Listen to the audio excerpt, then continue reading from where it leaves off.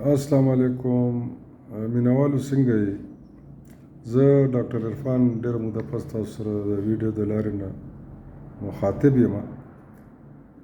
غواړم چې نن د ښځو په نفسیاتو باندې مختصر غوندې خبره وکړم چې زموږ پښتانه وروڼه په دې باندې پوه شي چې ښځه هم زموږ غوندې یو مکمل انسان دی او د هغې احساسات او نفسیات ژوندي دي.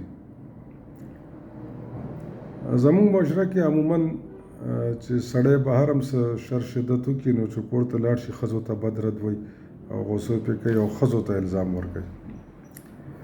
پکار دا ده چې موږ د ښځې په نفسیات باندې ځان پوه کړو. د ښځې نفسیات دا دي چې کله هم د دې خاوند پلار یا رور څوک هم چې دا غلطي وکړي نو هغه یې معاف کوي، خو دا یاد لرئ هغه غلطي معاف کوي، هیروي نه. هیرېدل د ښځې په دماغ کې بالکل نشته دی، هیروي نه. کله چې سړی مسلسل دا غلطي کوي ښځه یې معاف کوي، سړی غلطي کوي هغه یې معاف کوي او هیروي نه. یاد لرئ هیروي نه.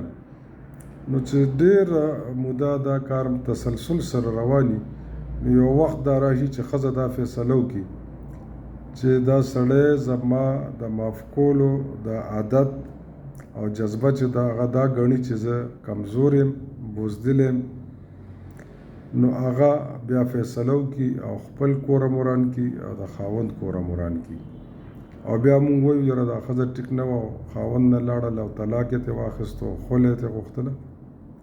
مهرباني وکړئ، ښځې زموږ حیا ده، ښځې زموږ د ژوند لازمه حصه ده.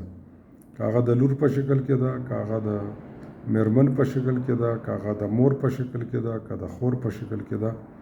د دې په نفسیاتو او د دې په سوچ باندې پوهېدل نن د وخت تقاضا ده چې زموږ پښتون ولس په دې خبره پوه شي چې ښځه هم عمدک عمر انسان دی څومره چې یو سړی دی.